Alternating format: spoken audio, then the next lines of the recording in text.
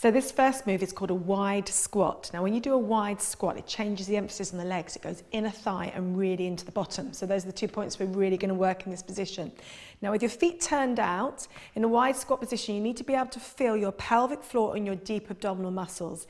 If you can't feel your pelvic floor, because it's harder to do in a wide position, just take your feet in a little bit and do it in a narrower squat. Yeah? So if you can feel your pelvic floor here, then that's fantastic. So to feel your pelvic floor, you stop the wind, you stop the we, pull in through your center, pull your tummy muscles in, and your bottom's going back down behind you. And then you're going to drop down a little bit lower. And again, you check again. Pull up through your center, you rock on your heels to go a little bit lower, and this is when you're going to start to really feel it in your inner thigh and your bottom and in your thighs as well. And then you push up through your thighs to come back up. So we're going to go down a little way, check, find your pelvic floor, find your deep abdominals, stop the wind, stop the we, pull in through your center, go down a little bit lower, find it again, make sure it's still there. If you can, and this is the really hard bit, see if you can go even lower, push through the heels and lift back up. Now the lower you go, the harder it is. So you just decide how low you want to go, because even only by doing these few repetitions, I'm already starting to feel it in my legs and in my bottom. Make sure you are too. It's really important here that you keep the knees wide and out to the side, and make sure that they don't go over the toes, keeping that in line. And then if you can, go down a little bit lower, keeping the knees back, and then push through the heels to lift back up through. So that's our great lower body workout. Now we're going to come down to the floor, so come down nice and carefully, come onto your knees.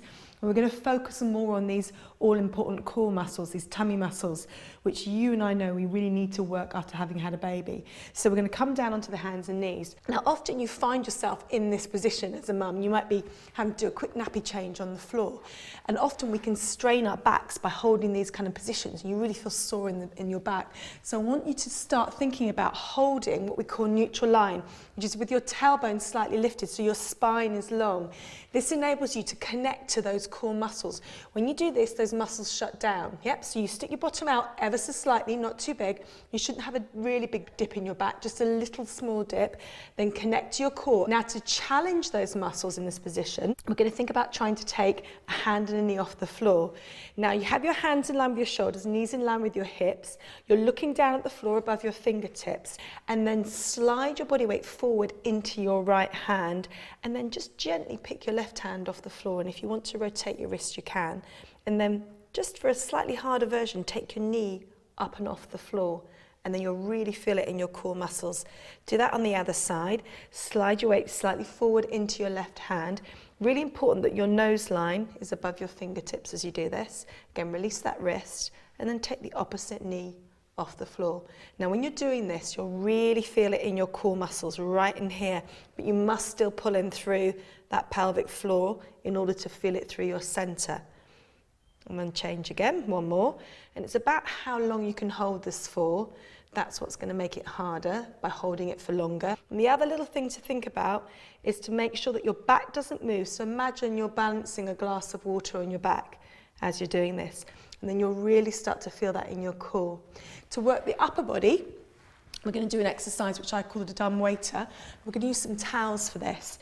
You might want to put a towel underneath your knees, to protect them. And then another towel is going to go between your thighs. Now this works the inner thigh just to hold you in position. As well, you're going to use your bottom, so you're going to tuck your tail underneath you and squeeze your bottom, and this stops you from wobbling around. So you're going to use your inner thigh and your bottom just to hold you in place. And then to work the upper body, we're going to hold our hands in front like this, and this is called the dumb waiter. So keeping your elbows tucked into your side, part the hands, squeeze the shoulder blades together, make sure your chin is in. Imagine you're holding that grapefruit underneath your chin. Walk in on your towel a bit to squeeze your inner thigh, and then just pull up through your pelvic floor again, and then you'll really feel the whole of your body working. So we'll do that again. Part the hands, squeeze the shoulder blades in, make sure you're squeezing that tail, tucking your tail, and then again just find that pelvic floor as you really work into your back muscles as well, squeezing your shoulder blades together. So we'll do that one more time. Part the hands, squeeze the shoulder blades in, so you're really working into your back muscles, and then just make sure you're squeezing on your tail, tucking your tail, and then just lifting your tummy in with your pelvic floor.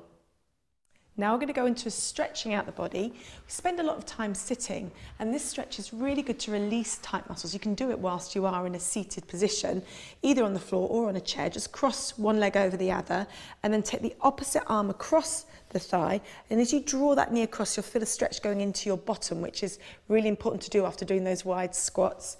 And then just turn to the side, and then you're going to do it on the other side. So cross the other leg over, make sure you're pulling this knee across and then just rotating around, and it also gives you a lovely rotation through your back as well, so it's a nice stretch for your back too.